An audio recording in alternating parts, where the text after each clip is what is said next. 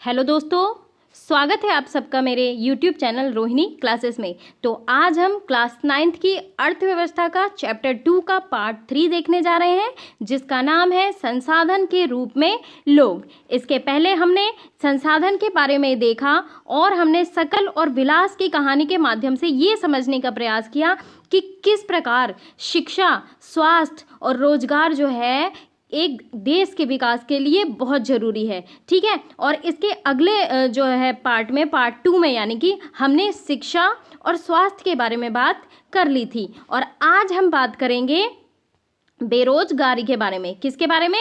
बेरोजगारी के बारे में। ठीक है, तो आज हम पूरा डिस्कशन रहेगा हमारा कि किस प्रकार एक देश में यदि मैक्सिमम लोग रोजगार में रहते हैं तो उस देश का विकास कैसे होता है। तो इन चीज़ों का डिस्कशन करेंगे। तो चलिए बिना किसी देरी के स्टार्ट करते हैं। तो देखिए, सबसे पहले बात करते हैं हम बेरोजगारी। ठीक है, बेरोजगारी का मतलब समझने का प्रयास करते हैं। देखिए, जब ना देश में कार्य करने वाली जनशक्ति यानी कि जनता अधिक होती है, लेकिन काम करने के लिए राजी होते हुए भी ना बहुतों को प्रचलित मजदूरी पर कार्य नहीं मिलता, यानी कि जो मजदूरी का रेट इस समय चल रहा है वो मजदूरी नहीं मिलती, तो उस विशेष अवस्था को बेरोजगारी की संज्ञा दी जाती है। अगर मैं दूसरे शब्दों में आपको बताना चाहूँ कि ऐसे व्यक्तियों का जो मानसिक और शारीरिक दृष्टि से कार्य करने के योग्य और इच्छुक हैं, लेकिन जिन्हें प्रचलित मजदूरी पर कार्य नहीं मिलता, उन्हें कहते हैं बेकार या बेरोजगार। ठीक है, ये चीज़ है। अब देखिए, हम फिर से सकल और विलास वाली कहानी पे पहुंचते हैं। देखिए, सकल की माँ जो शीला थी, वे अपने घरेलू कामकाज और बच्चों की देखभाल और खेती के काम में अपने पति बूटा की मदद करती थी। तो सकल का भाई जो है जीतू और बहन सीतू अपना समय खेलने और घूमने फिरने में गुजारते थे। तो क्या आप शीला और जीतू सीतू की बेरोजगार कह सकते हैं? नहीं कर सकते, क्योंकि अभी वो छोटे बच्चे हैं। ठीक है, तो ये चीज़ है कि बेरोजगारी ना उस समय विद्यमान रहती है जब प्रचलित मजदूरी की दर पर काम करने के लिए इच्छुक लोग रोजगार नहीं पा सकें। अब देखिए, शीला की रुचि जो है ना अपने घर के बाहर काम करने की नहीं है। जीतू सीतू बहुत छोटे हैं तो उन्हें भी बेरोजगार नहीं कहा जा सकता। ठीक है, और उनकी गिनती श्रम शक्ति की जनसंख्या में नहीं हो सकती, और ना ही जीतू सीतू और शीला को बेरोजगार कहा जा सकता है।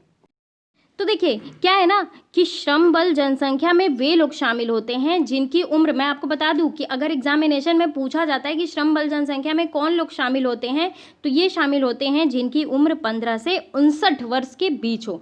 ठीक है, अब देखिए, शकल के भाई बहन इस आयु वर्ग में नहीं आते, वो बहुत छोटे हैं, इसलिए उन्हें बेरोजगार नहीं कहा जा सकता। शकल की माँ अगर शीला की बात करें तो वो जो है काम करती हैं, अपने घर से बाहर जाकर पारिश्रमिक के लिए यानी कि श्रम के लिए काम करने की इच्छुक नहीं है, तो उन्हें भी बेरोजगार नहीं कहा जा सकता। अब बात करेंगे सकल के दादा दादी और नाना नानी, जिनका यद्यपि जो है कहानी में वर्णन नहीं है, लेकिन उन्हें भी बेरोजगार नहीं कहा जा सकता। ठीक है, क्योंकि वो अबव द एज 59 होंगे। ठीक है, ये चीज़ है। तो देखिए, अगर हम भारत के संदर्भ में बात करें ना, तो ग्रामीण और नगरीय क्षेत्रों में बेरोजगारी है। तो ये है ना कि ग्रामीण और नगरीय क्षेत्रों में ना बेरोजगारी की प्रकृति में अंतर पाया जाता है। यही हम बात कर ले अगर कि ग्राम में, तो ग्रामीण में मौसमी और प्रच्छन्न बेरोजगारी पाई जाती है। अभी इसके बारे में मैं बताती हूँ आपको। ठीक है, और नगरीय क्षेत्रों में ना अधिकांश शिक्षित बेरोजगारी है। तो बात कर ले अगर हम मौसमी बेरोजगारी की, तो देखिए, आपको पता होगा कि जब गांव में जब धान की बुवाई कटाई होती है तभी जो है गांव के लोग रोजगार में होते हैं। अदरवाइज जो है आपको पता है कि कृषि पे आश्रित होते हैं, और जब कृषि का काम नहीं होता तो वो बेरोजगार होते हैं, और इसी को कहा जाता है मौसमी बेरोजगारी। आइए हम इसको देख भी लेते हैं।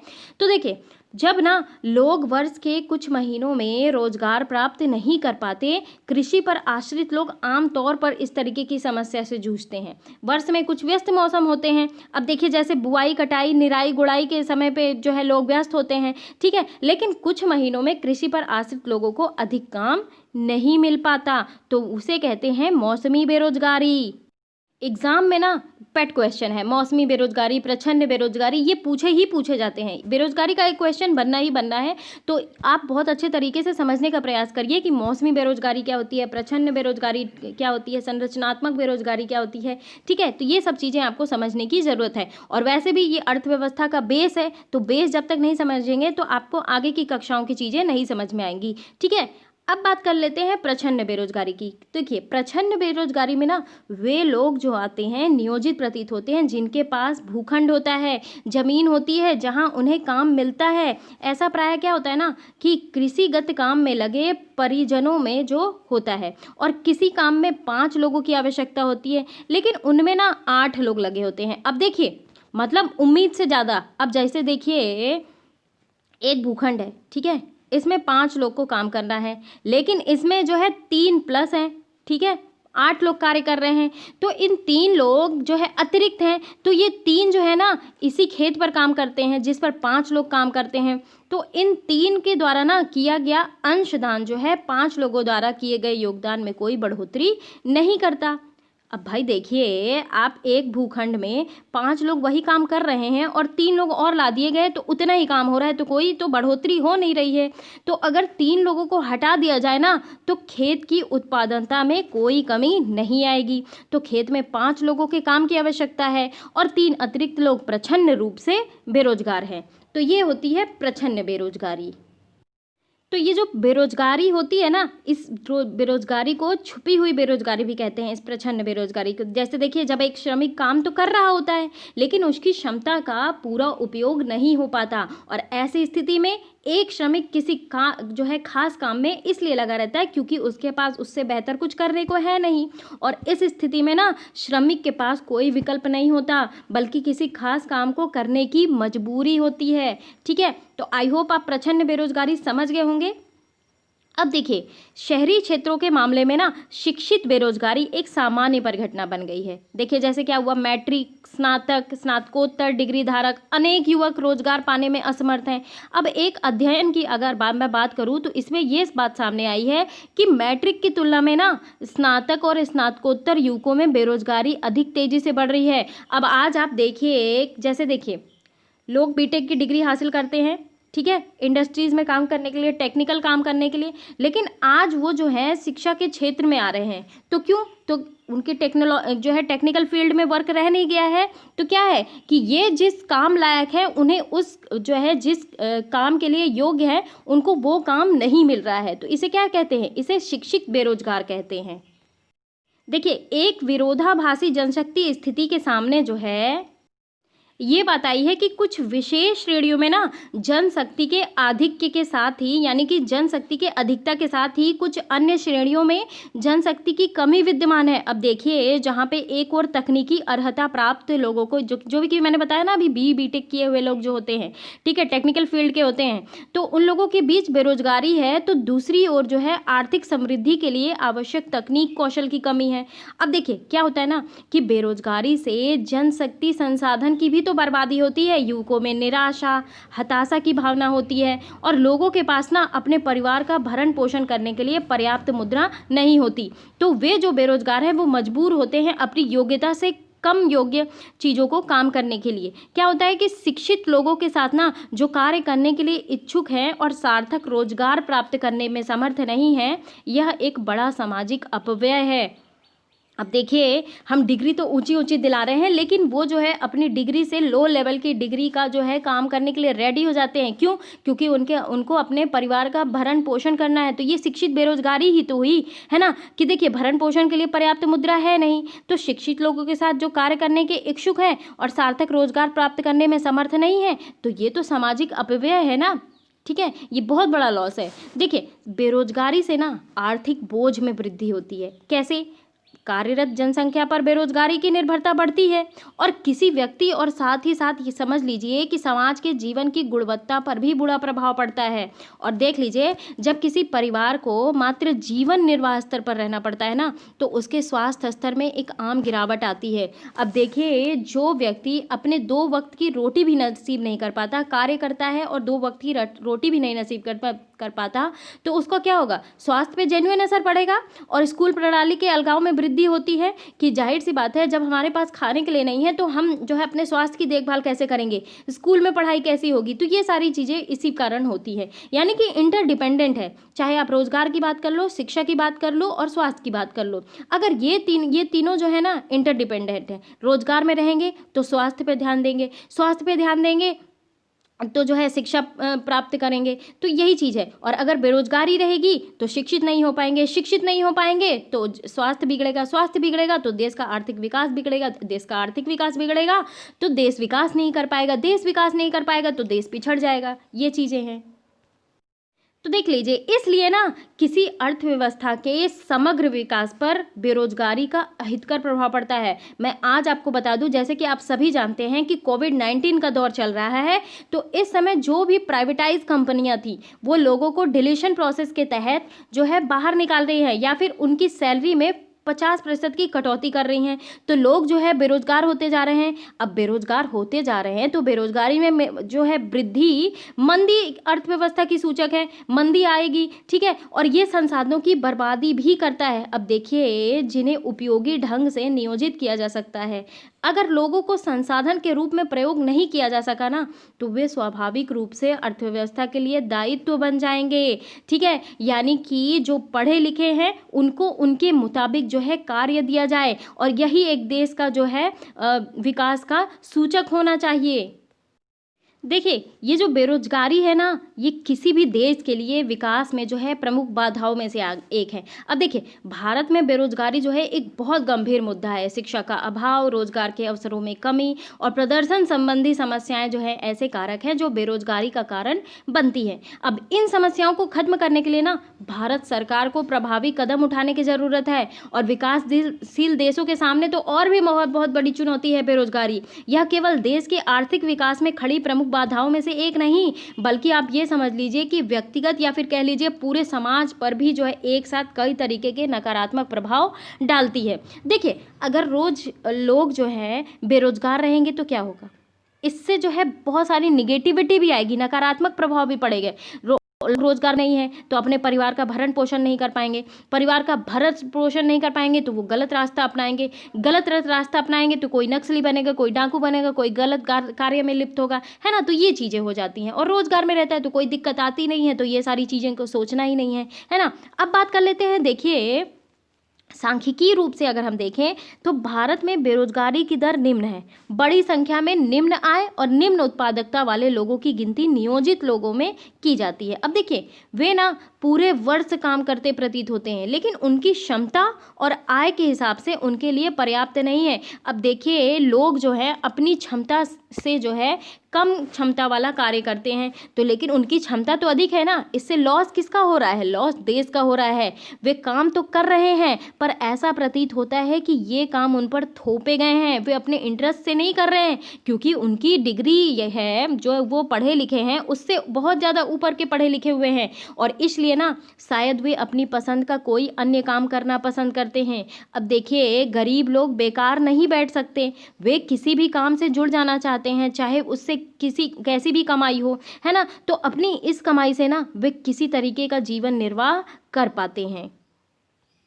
अगर हम इसके अतिरिक्त देखें तो देखिए, प्राइमरी सेक्टर में ना जो कि कृषि है, पशुपालन है, तो इसमें स्वरोजगार जो है एक विशेषता है। यद्यपि क्या होता है कि सभी लोगों की आवश्यकता नहीं होती, फिर भी पूरा परिवार खेतों में काम करता है, और इस तरीके से ना जो है कृषि क्षेत्र में जो है ठीक है, में प्रचंड बेरोजगारी होती है। यानी कि आप देख लीजिए, पूरा परिवार एक खेत में काम कर रहा है, लेकिन ज़रूरत तो 3 4 5 लोगों की होगी, लेकिन पूरा परिवार काम कर रहा है तो 2 3 जो है काम तो कर रहे हैं, लेकिन उनकी उत्पादकता वैसी नहीं है। उत्पादनता तो वही उतनी ही है ना, लेकिन जो भी उत्पादक जो होता है उनमें पूरे परिवार की हिस्सेदारी होती है। अब देखिए, खेत में काम में जो है साझेदारी और उत्पादित फसल में हिस्सेदारी की धारणा जो है ग्रामीण क्षेत्रों में बेरोजगारी की कठिनाइयों में कमी लाती है। लेकिन क्या होता है ना कि इससे परिवार की गरीबी कम नहीं होती। प्रत्येक परिवार से अधिशेष श्रमिक रोजगार की तलाश में गांवों से शहरों की ओर पलायन करते हैं।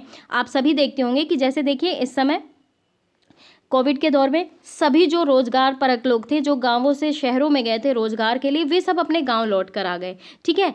तो क्यों गए थे? क्योंकि वहाँ पे जो है गांव में कृषि क्षेत्र में जो है उनके भूमि खंड में लोगों की कम ज़रूरत है, लेकिन उसमें एक्स्ट्रा लोग काम कर रहे थे, तो वो लोग जो है इसलिए शहर चले जाते हैं कि कुछ इनकम हो पाएगी। अब आइए इन तीनों क्षेत्रों में रोजगार के परिदृश्य की चर्चा करें। देखिए, कृषि का सबसे अधिक अवशोषण जो है ना करने वाला अर्थव्यवस्था का क्षेत्रक जो है कृषि है, क्या है? सब कृषि का सबसे अधिक अवशोषण करने वाला अर्थव्यवस्था का क्षेत्र कृषि है। कैसे? देखिए, पिछले वर्षों में ना पूर्व चर्चित प्रचंड बेरोजगारी के कारण जो है कृषि पर जनसंख्या की निर्भरता में कुछ कमी आई है। कृषि अधिशेष से ना श्रम का कुछ भाग द्वितीयक और तृतीयक क्षेत्र में चला गया। अब देखिए, मुझे आपको ये बताने की ज़रूरत नहीं है कि प्राइमरी सेक्टर में क्या आता है, सेकेंडरी सेक्टर में क्या आता है, टर्शियरी सेक्टर में क्या आता है। मुझे आप कमेंट बॉक्स में बताओ, क्योंकि मैं आपको बहुत बार ये चीज़ें बता चुकी हूँ। ठीक है, तो देखिए, द्वितीयक क्षेत्र में छोटे पैमाने पर होने वाले विनिर्माण में श्रम का सबसे अधिक अभिशोषण होता है। तो तृतीयक क्षेत्र में जैव प्रौद्योगिकी, सूचना प्रौद्योगिकी आदि सरीखी विभिन्न नई सेवाओं के सामने आ रही हैं। कहने का मतलब ये है कि जो सेकेंडरी सेक्टर है, ठीक है, इसमें जो छोटे छोटे पैमाने पर विनिर्माण होते हैं, ये श्रम का सबसे अधिक जो है अभिशोषण है। इसमें जो है सबसे ज़्यादा लोग लगे हुए हैं। अब आइए एक कहानी के माध्यम से ये समझने का प्रयास करते हैं कि कैसे लोग जो है अपने गांव की अर्थव्यवस्था के लिए परिसंपत्ति बन जाते हैं। अब देखिए, एक गांव की कहानी। एक गांव था जिसमें अनेक परिवार रहते थे। ठीक है, प्रत्येक परिवार इतना उपजा लेता था कि उससे उनके सदस्य खा पी लें। तो परिवार के सदस्य अपने कपड़े बुनते, अपने बच्चों को पढ़ाते और इस तरीके से प्रत्येक परिवार अपनी आवश्यकताएं स्वयं पूरी कर लेता। तो इनमें से एक परिवार ने अपने एक बेटे को कृषि महाविद्यालय में भेजने का फैसला किया। तो लड़के को निकट के एक कृषि महाविद्यालय में प्रवेश मिल गया। कुछ समय पश्चात वह कृषि इंजीनियरिंग की योग्यता प्राप्त कर गांव वापस लौट आया। वह इतना सृजनात्मक निकला कि उसने एक उन्नत किस्म के हल का नमूना तैयार किया। अब देखिए कैसे कैसे विकास हो रहा है। गांव का लड़का कृषि विश्वविद्यालय में गया तो उसने जो है कृषि के क्षेत्र में अधिक उत्पादन करने की टेक्नोलॉजीज़ को जो है पढ़ा और उसने जो है सृजनात्मक तरीके से एक उन्नत किस्म के हल का जो है नमूना तैयार किया, जिससे गेहूं की उपज में वृद्धि हो गई। और इस तरह गांव में एग्रो इंजीनियरिंग का एक नया काम सृजित हुआ और वहीं उसकी पूर्ति हुई। तो गांव के उस परिवार ने अपनी अधिशेष फसल निकट के गांव में बेच दी। अधिशेष यानी कि परिवार के उपभोग के लिए निकाल ली, बाकी जो अधिशेष थी, अधिक थी, तो उस फसल को जो है निकट के गांव में बेच दी और उन्हें इससे अच्छा लाभ हुआ। अब जिसे उन्होंने आपस में बांट लिया। ठीक है, और इस सफलता से प्रेरित होकर कुछ समय पश्चात गांव के सभी परिवारों ने एक बैठक की। वे अपने बच्चों के लिए भी बेहतर भविष्य चाह रहे थे। उन्होंने पंचायत से गांव में एक स्कूल खोलने का अनुरोध किया। देखिए कैसे कैसे विकास होता जा रहा है। ठीक है, लोगों को देखा सीखी, अच्छी चीज़ें देखेंगे ना तो अच्छे अच्छे जो है विचार आएंगे, अच्छी चीज़ें जो है सोचने का जो है प्रयास मिलेगा। ठीक है, उन्होंने पंचायत को विश्वास दिलाया कि वे सभी अपने बच्चों को स्कूल भेजेंगे। देखिए कैसे शिक्षा का स्तर बढ़ता जा रहा है, कैसे लोग जो है शिक्षा देने के लिए प्रेरित हो रहे हैं। तो पंचायत ने ना सरकार की मदद से एक स्कूल खोल दिया और निकट के कस्बे से एक शिक्षक की नियुक्ति की गई और इस गांव में सभी बच्चे स्कूल जाने लगे। कुछ समय पश्चात गांव के एक परिवार ने अपनी एक लड़की को सिलाई का प्रशिक्षण दिलाया और वह जो है अब गांव के सभी लोगों के लिए कपड़े सीने लगी, क्योंकि अब सभी लोग अच्छे ढंग से सिले कपड़े पहनना चाहते थे। और इस तरह दर्जी का एक नया काम सृजित हुआ और इसका एक और सकारात्मक प्रभाव हुआ। किसानों का कपड़े खरीदने के लिए दूर जाने में लगने वाला समय अब बचने लगा। अब देखिए किस प्रकार जो है विकास किया इस गाँव ने, है ना।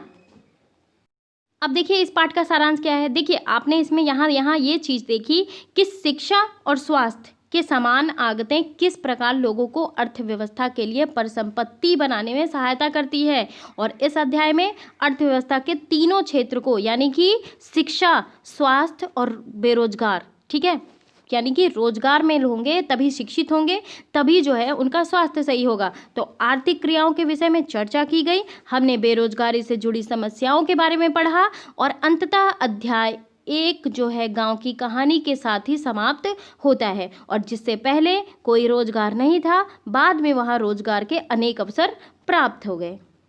देखिए ये जो बेरोजगारी है ना, ये समाज के लिए अभिशाप है। इसने ना केवल व्यक्तियों पर बुरा प्रभाव डाला है, बल्कि बेरोजगारी जो है ना पूरे समाज को प्रभावित करती है। अब कई ऐसे कारक हैं जो बेरोजगारी का कारण बनते हैं और यहाँ इन कारकों के बारे में जो है बताया गया है। इस चैप्टर में आपको इसके समाधान भी बताए गए हैं। मैंने आपको एक गाँव की कहानी के माध्यम से भी ये बताने का प्रयास किया है कि किस प्रकार एक गाँव जब विकास कर सकता है तो एक समाज क्यों नहीं विकास कर सकता। ठीक है, तो यही चीज़ है। अब देखिए, अब अब हम इस जो है अध्याय के क्वेश्चंस को देखेंगे। तो चलिए देखते हैं। हमारा पहला क्वेश्चन है, संसाधन के रूप में लोग से आप क्या समझते हैं? तो देखिए, संसाधन के रूप में लोग यानी कि किसी देश में जो है कार्यरत लोगों को उनके वर्तमान उत्पादन कौशल और योग्यताओं का वर्णन करने का तरीका। देखिए, यह लोगों की सकल घरेलू उत्पाद से सृजन योगदान करने की योग्यता पर बल देता है और अन्य संसाधनों की भांति जनसंख्या भी एक संसाधन है जिसे मानव संसाधन कहा जाता है। जैसे कि मैंने आपको बताया कि जो विभिन्न संसाधन है, जैसे पूंजी, भूमि, ये सब हो गए, श्रम हो गए, तो इसका उपयोग इस्तेमाल कौन करता है? जब तक मानव संसाधन नहीं होगा तो ये सब चीज़ें निराधार हैं। तो इसलिए संसाधन के रूप में जो लोग हैं, मानव पूंजी है, वो बहुत ज़्यादा इम्पॉर्टेंट है। ठीक है, अगला क्वेश्चन है, मानव संसाधन भूमि और भौतिक पूंजी जैसे अन्य संसाधनों से कैसे भिन्न है? देखिए, क्या है ना कि कुछ लोग ये मानते हैं कि जनसंख्या जो है एक दायित्व है, ना कि परिसंपत्ति, लेकिन ये सच नहीं है। देखिए कैसे लोगों को एक परिसंपत्ति बनाया जा सकता है यदि हम उसे शिक्षा, प्रशिक्षण या फिर कह लीजिए कि चिकित्सा सुविधाओं द्वारा उसमें निवेश करें। और जिस प्रकार भूमि, जल, वन, खनिज ये सब हमारे लिए बहुमूल्य प्राकृतिक संसाधन है ना, उसी प्रकार मनुष्य भी एक बहुमूल्य संसाधन है। अब देखिए कि भूमि में उत्पादनता कौन करता है? मनुष्य ही तो करता है। वन में वृक्ष पौधे कौन लगाता है? मनुष्य ही तो लगाता है। खनिज कौन निकालता है चट्टानों से? मनुष्य ही तो निकालता है। तो इसी प्रकार मनुष्य भी एक बहुमूल्य संसाधन है। और लोग ना राष्ट्रीय परिसंपत्तियों को उपभोक्ता मात्र नहीं है, बल्कि वे राष्ट्र के जो है संपत्तियों के उत्पादन कर्मी हैं। वास्तव में ये जो मानव संसाधन है ना, ये अन्य संसाधनों जैसे कि समझ लीजिए भूमि हो गई, पूंजी हो गई, इसकी अपेक्षा बहुत ज़्यादा श्रेष्ठ है। क्यों? क्योंकि वे भूमि और पूंजी का प्रयोग करते हैं। भूमि और पूंजी स्वयं नहीं उपयोग हो जाती है कि अब भाई भूमि है तो वो स्वयं उत्पादन कर रही है, पूंजी है तो वो कहीं भी जहाँ प्रॉफिट होगा वो लग जा रही है। ये लगाता तो मानव है ना, तो इसलिए जो है मानव पूंजी सर्वश्रेष्ठ है। अगला क्वेश्चन है, मानव पूंजी निर्माण में शिक्षा की क्या भूमिका है? बहुत बड़ी भूमिका है मानव पूंजी निर्माण में। देखिए, शिक्षा एवं कौशल जो है ना, किसी व्यक्ति की आय को निर्धारित करने वाला मुख्य कारक है। अब जैसे हमने शकल का जो है कहानी देखा, क्या हुआ? उसे शिक्षित किया गया तो वो ऑटोमेटिकली जो है वो रोजगार प्राप्त हो गया, उसे स्वास्थ्य अच्छा था उसका। तो शिक्षित लोग जो है ना अपने बच्चों की शिक्षा पर अधिक निवेश करते हैं। वे जानते हैं कि हमारा बच्चा यदि शिक्षित हो जाएगा तो बाकी की चीज़ें उसे अपनी आप प्राप्त हो जानी हैं। ठीक है, तो जो एक व्यक्ति उसके सामने उपलब्ध आर्थिक अवसरों को बेहतर उपयोग करने में सहायता करती है, शिक्षा प्रदान हो जाती है। तो शिक्षा जो है ना श्रम की गुणवत्ता में वृद्धि करती है। अब आप देख लीजिए कि जैसे मैं इस साल जो है कृषि के टाइम 3 महीने अपने गांव में रही, तो मैंने ये देखा कि कृषि में जो है बहुत सारे ऐसे पढ़े लिखे लोग जो हैं कृषि का कार्य कर रहे हैं। तो क्या है कि वे अपनी क्षमता के अनुसार तो कार्य कर नहीं रहे हैं और उत्पादनता भी कम है क्योंकि उनकी क्षमता जो है बहुत ज़्यादा है। ठीक है, तो कुल उत्पादन में वृद्धि में सहायता करते हैं वे लोग और कुल उत्पादकता देश के विकास में योगदान देती है। ठीक है, अगला क्वेश्चन है, मानव पूंजी निर्माण में स्वास्थ्य की क्या भूमिका है? बहुत बड़ी भूमिका है मानव पूंजी निर्माण में। देखिए, पहली बात, केवल एक पूर्णतः स्वस्थ व्यक्ति ही अपने काम के साथ न्याय कर सकता है। अगर आप देखिए, अगर अच्छा पढ़ाई की ही बात कर लीजिए, अगर आप अस्वस्थ हैं, आपकी तबीयत नहीं ठीक है, तो क्या आप प्रॉपर पढ़ाई कर पाते हैं? क्या कंसंट्रेट होकर पढ़ाई कर पाते हैं? नहीं कर पाते। तो वैसे ही आप काम को भी देखिए। ठीक है, और इस प्रकार किसी व्यक्ति के कामकाजी जीवन पे महत्वपूर्ण भूमिका अदा करती है स्वास्थ्य। ठीक है, दूसरी चीज, एक अस्वस्थ व्यक्ति जो है अपने परिवार, संगठन एवं देश के लिए दायित्व है। कोई भी संगठन ऐसे व्यक्ति को काम पर नहीं रखेगा जो खराब स्वास्थ्य के कारण पूरी दक्षता से काम ना कर सके। अब देखिए, आप किसी भी आपका कहीं भी सिलेक्शन हो तो वहाँ पे आपसे मेडिकल मांगा जाता है। क्यों? क्योंकि वो जो है ये जानने का प्रयास करते हैं कि आप मेडिकली फिट हो कि नहीं। अगर फिट हो तभी आपको हायर किया जाता है। क्यों? ताकि उनकी जो है या फिर कोई कंपनी हो या फिर कोई जो है कार्य क्षेत्र हो, वहाँ पे गुणवत्ता आपकी बनी रहे। ठीक है, और किसी व्यक्ति का स्वास्थ्य जो है ना अपनी क्षमता और बीमारी से लड़ने की योग्यता को पहचानने में सहायता करता है। अगला क्वेश्चन है, किसी व्यक्ति के कामयाब जीवन में स्वास्थ्य की क्या भूमिका है? बहुत बड़ी भूमिका है। ये कहा जाता है ना कि जो है स्वस्थ जीवन में जो है स्वस्थ दिमाग का वास होता है, ऐसा ही कुछ है कथन। तो स्वास्थ्य जो है जीवन की महत्वपूर्ण पहलू है। देखिए, स्वास्थ्य का जो अर्थ है ना, जीवित रहना मात्र नहीं है। स्वास्थ्य में शारीरिक, मानसिक, आर्थिक, सामाजिक सुदृढ़ता शामिल है। और स्वास्थ्य में ना परिवार कल्याण, जनसंख्या नियंत्रण, दवा नियंत्रण, प्रतिरक्षण, खाद्य मिलावट निवारण, ये सारी चीज़ें शामिल हैं। और यदि कोई व्यक्ति अस्वस्थ है ना, तो वह ठीक से काम नहीं कर सकता। चिकित्सा सुविधाओं के अभाव में एक अस्वस्थ मजदूर अपनी उत्पादनता और देश के उत्पादनता को कम करता है। तो स्वास्थ्य जो है बहुत इंपॉर्टेंट है। अगला क्वेश्चन है, प्राथमिक, द्वितीयक, तृतीयक क्षेत्रों में किस तरीके के विभिन्न आर्थिक क्रियाएं संचालित की जाती हैं? तो जैसा कि मैंने आपको पहले भी बताया था, आज भी बता देती हूँ। देखिए, प्राइमरी सेक्टर में आता है कृषि, वन, पशुपालन, मुर्गी पालन, मछली पालन, खनन। ठीक है। सेकेंडरी सेक्टर में आता है विनिर्माण। और टर्शियरी सेक्टर में आता है बैंकिंग, परिवहन, व्यापार, शिक्षा, बीमा, पर्यटन, स्वास्थ्य। ठीक है। एग्जाम में बहुत आता है ये क्वेश्चन। आपको दे दिया जाएगा कृषि किस सेक्टर का है, प्राइमरी सेक्टर का है। आपको दे दी जाएगा बीमा किस सेक्टर का है, टर्शियरी सेक्टर का है। शिक्षा किस सेक्टर का है, टर्शियरी सेक्टर का है। तो ऐसे आपको बताना होता है एग्जाम में। ठीक है। तो बहुत ध्यान से जो है याद करिएगा इसे।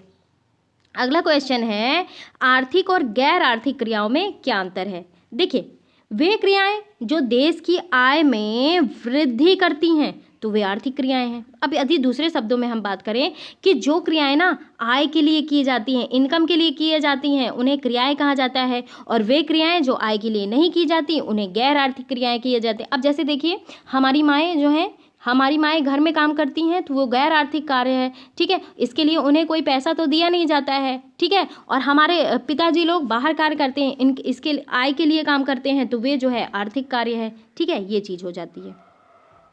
अगला क्वेश्चन है, महिलाएं क्यों निम्न वेतन वाले कार्यों में नियोजित होती हैं? देखिए, इसके पीछे कई कारण हैं। सबसे पहला रीज़न मैं आपको ये बता दूं कि बाजार में ना किसी व्यक्ति की आय निर्धारण में शिक्षा जो है महत्वपूर्ण कारकों में से एक है। और आपको तो पता ही है कि भारत में महिलाएं जो हैं पुरुषों की अपेक्षा कम शिक्षित होती हैं।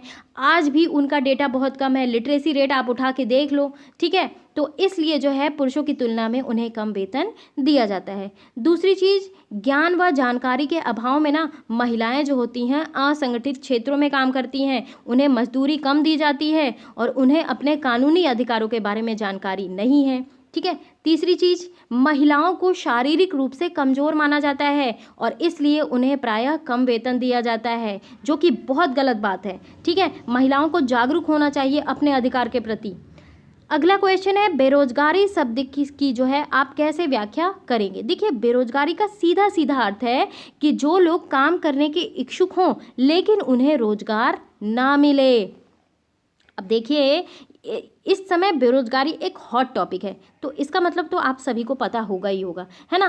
तो ये स्थिति जो है ना विकसित देशों की अपेक्षा विकासशील देशों में अधिक देखने को मिलती है। तो कामगार जनसंख्या जो है 15 से 59 वर्ष की आयु के वर्ग के लोग आते हैं। ठीक है। अब अगला क्वेश्चन है, प्रच्छन्न और मौसमी बेरोजगारी में क्या अंतर है? देखिए, प्रच्छन्न बेरोजगारी क्या बताया मैंने कि एक प्रॉपर भूखंड होता है जिसमें 5 लोगों की आवश्यकता है लेकिन कार्य करते हैं 8 लोग, यानी कि 3 सरप्लस लोग कार्य कर रहे हैं लेकिन उत्पादनता उतनी ही है। तो क्या है, अगर इन 3 लोगों को हटा भी दिया जाता है तो उत्पादनता में कोई कमी नहीं होती है। तो इसे कहा जाता है, इन 3 लोगों को ना कहा जाएगा प्रच्छन्न रूप से बेरोजगार हैं। ठीक है। अब मौसमी बेरोजगारी के बारे में बात कर लेते हैं। देखिए, मौसमी बेरोजगारी तब होती है ना जब वर्ष के कुछ महीनों के दौरान रोजगार नहीं खोज पाते लोग। जैसे देखिए, कृषि पूरे साल तो होती नहीं है। कटाई, गुड़ाई, निराई और गहाई जब होती है तभी जो है कार्य होता है, उसके बाद जो है कार्य नहीं होता। तो ये मौसमी रूप से जो है बेरोजगारी कहलाती है। अगला क्वेश्चन देखेंगे, शिक्षित बेरोजगारी भारत के लिए एक विशेष समस्या क्यों है? देखिए, ये शिक्षित बेरोजगारी जो है ना वो शहरों में एक सामान्य परिघटना बन गई है। देखिए, मैट्रिक, स्नातक, स्नातकोत्तर डिग्री धारक अनेक युवा रोजगार पाने में असमर्थ हैं। और एक अध्ययन जो है ये बताते हैं कि मैट्रिक की अपेक्षा जो है स्नातक और स्नातकोत्तर डिग्री और जो है पीजी की डिग्री धारक जो बेरोजगारी अधिक तेजी से बढ़ रही है। और एक विरोधाभासी जनसंख्या स्थिति सामने आती है। क्यों? क्योंकि कुछ वर्गों में अतिशेष जनशक्ति अन्य क्षेत्र की अपेक्षा जो है, अब देखिए मान लीजिए, अब मैं आपको जैसे थोड़ा सा जो है उदाहरण के माध्यम से बताने का प्रयास करती हूँ। देखिए विभिन्न लोग अलग अलग जो है फील्ड में जो है डिग्री हासिल करते हैं। कोई बीटेक की डिग्री हासिल कर रहा है, ठीक है, कोई जो है शिक्षा के क्षेत्र में जो है डिग्री हासिल कर रहा है, कोई जो है क्या कहते हैं, अब समझ लीजिए कि कोई जो है मेडिकल फील्ड में जो है डिग्री हासिल कर रहा है। अब देखिए बीटेक यानी कि टेक्नोलॉजी के क्षेत्र में अधिक कार्य ना हो पाने के कारण ये जो है जाएगा किस क्षेत्र में, या तो जो है शिक्षा के क्षेत्र में जाएगा या फिर जो है अन्य क्षेत्र में जाएगा। तो क्या होगा, इससे जो है ना शिक्षित बेरोजगारी जो है भारत में अभाव होगी। क्या होता है इसमें कि इसमें जो है जिस फील्ड में हम माहिर हैं उसमें हमें काम ना मिलके हम शिक्षित जो है क्षेत्र में गए, तो यहाँ पे तो ऑलरेडी पहले से ही ट्रेंड लोग हैं, तो उनके ऊपर बर्डन पड़ेगा, क्योंकि ये टेक्निकल फील्ड वाले भी लोग यहाँ पे आएंगे तो वहाँ पे प्रतिस्पर्धा भी बढ़ी, ठीक है, तो ये चीज़ हो जाती है। अगला क्वेश्चन देखेंगे, आपके विचार से भारत किस क्षेत्र में रोजगार के सर्वाधिक अवसर सृजित कर सकता है। देखिए आप सभी को पता है कि हमारी अर्थव्यवस्था में ना श्रम का सबसे बड़ा जो है क्षेत्र है वो कृषि है, क्योंकि 50% से अधिक लोग जो है कृषक हैं, ठीक है। लेकिन हाल के वर्षों में ना प्रचंड बेरोजगारी के कारण इस क्षेत्र में गिरावट आई है। क्यों, कैसे, देखिए कृषि क्षेत्र में अधिशेष श्रमिक द्वितीय का तृतीय क्षेत्र में जाना चाहते हैं। देखिए आज कोई गाँव में कृषि नहीं करना चाहता है, आप देख पाते होंगे सब कहते हैं कि किसानी में कुछ नहीं है। क्यों कहते हैं, क्योंकि वहाँ पे जो प्रचंड बेरोजगारी देखी जाती है, मौसमी बेरोजगारी देखी जाती है, तो लोग सोचते हैं शहरों में जाके कुछ कमा खा ले, है ना। तो तृतीय क्षेत्र में श्रम का सबसे बड़ा अवशेष विनिर्माण क्षेत्र है। तो तृतीय क्षेत्र में ना कई नई सेवाओं का आगमन हुआ है, जैसे बायोटेक्नोलॉजी, सूचना प्रौद्योगिकी। हाल ही के वर्षों में जो है बीपीओ या फिर कॉल सेंटर के जो है क्षेत्र में जो है नौकरियों के अवसर प्रदान हुए हैं। तो मध्यम रूप के जो है शिक्षित लोग होते हैं ना, वे जो है उनके लिए वरदान साबित हुआ है, ठीक है।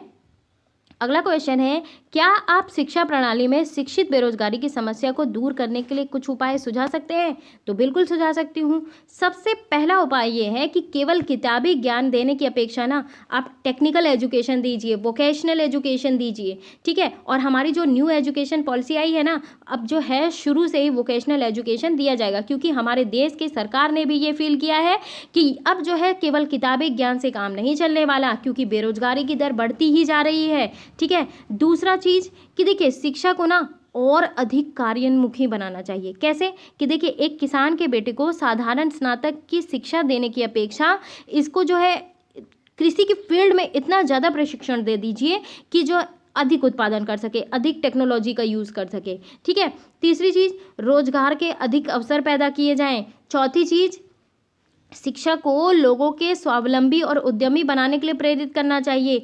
शिक्षा के लिए योजना बनाई जानी चाहिए और विभिन्न भावी संभावनाओं को ध्यान में रखकर क्रियान्वित किया जाना चाहिए। अगला क्वेश्चन है, क्या आप जो है कुछ ऐसे गांव की कल्पना कर सकते हैं जहां पहले रोजगार के कोई अवसर नहीं थे लेकिन बाद में बहुतायत हो गए। देखिए हाँ, मुझे जो है अपना ही गांव याद आता है। देखिए हमने ये देखा ना कि कुछ वर्ष पूर्व जो है हमारे गांव में सभी मूलभूत सुविधाएं, जैसे कि देख लीजिए स्कूल, अस्पताल, सड़क, ये सारी हो गई। बिजली का आपूर्ति का अभाव था, लेकिन आज गांव में बिजली है, विभिन्न प्रकार के स्कूल हैं, महाविद्यालय हैं, कॉलेजेस हैं। तो गांव के लोगों ने ना पंचायत से इसके बारे में समस्याएं बताई और पंचायत ने जो है विभिन्न प्रकार के स्कूल खोले, लोग जिससे जो है शिक्षक क्रिएट हुए, लोगों को रोजगार मिला और जल्द ही गांव के बच्चे जो है पढ़ने लिखने लग गए। तो अब तो गांव में कोचिंग सेंटर्स भी हो गए हैं, तो बच्चे जो है कोचिंग वगैरह भी जाते हैं। तो सरकार ने भी जीवन स्तर को सुधारने के लिए विशेष प्रयास किए थे। तो कृषि और गैर कृषि क्रियाएं भी जो है आधुनिक तरीकों से की जाती हैं आज हमारे गांवों में। अगला क्वेश्चन है, किस पूंजी को आप सबसे अच्छा मानते हैं, भूमि, श्रम, भौतिक पूंजी या फिर मानव पूंजी। अब देखिए जिस प्रकार भूमि, जल, वन, खनिज हमारे लिए बहुमूल्य प्राकृतिक संसाधन है, उसी प्रकार लोग भी तो बहुमूल्य हैं, क्योंकि जब लोग नहीं होंगे तो इन सारे संसाधनों का कोई मीन रह ही नहीं जाएगा। तो लोग जो है ना राष्ट्रीय परिसंपत्तियों के उपभोक्ता मात्र नहीं है, बल्कि वे राष्ट्रीय संपत्ति के उत्पादक हैं। आज देखिए लोग कई फील्ड में काम कर रहे हैं, तो हमारे देश का विकास हो रहा है, तो वो संसाधन के रूप में ही तो कार्य कर रहे हैं। और भूमि और पूंजी देखिए स्वयं तो उपयोग आती नहीं है, इन्हें लोग उपयोग करते हैं, ठीक है। और यदि हम लोगों को शिक्षा, प्रशिक्षण और चिकित्सा सुविधाएं प्रदान करेंगे ना, तो ये जो है हमारे देश में परिसंपत्ति का कार्य करेंगे। हम जापान का उदाहरण हम सामने देख ही रहे हैं। देखिए जापान के पास कोई प्राकृतिक संसाधन नहीं है, ठीक है। इस देश ने अपने लोगों पर निवेश किया, विशेषकर शिक्षा और स्वास्थ्य के क्षेत्र में, और अंततः जो है इन लोगों ने अपने संसाधनों का दक्षता पूर्वक उपयोग किया। देखिए जापान समझ गया कि मानव संसाधन ही जो है सबसे बड़ा संसाधन है। उसने अपने यहाँ के लोगों को शिक्षित कर दिया, बाकी चीज़ें ऑटोमेटिकली विकसित हो गई। तो ये चीज़ है। तो चलिए यही समाप्त होता है चैप्टर संसाधन के रूप में लोग। और अब मिलेंगे हम अगले चैप्टर के साथ, अगले जो है अगली रणनीति के साथ, ठीक है, नई शक्ति के साथ। तो यही समाप्त करती हूँ मैं अपने वीडियो को। कैसा लगा मेरा ये वीडियो ज़रूर आप मुझे कमेंट बॉक्स में बताएं। चैनल को सब्सक्राइब ना किया हो तो ज़रूर कर लें और बेल आइकन प्रेस करना बिल्कुल भी ना भूलें। गाइस मैं आपको हमेशा बोलती हूँ कि आप जो है वीडियो शेयर कर दिया करो। आप शेयर तो करते नहीं हो, ठीक है। आप भूल जाते हो चैप्टर पढ़ने के बाद, तो प्लीज़ भूला मत करो, शेयर कर दिया करो। Thank you very much.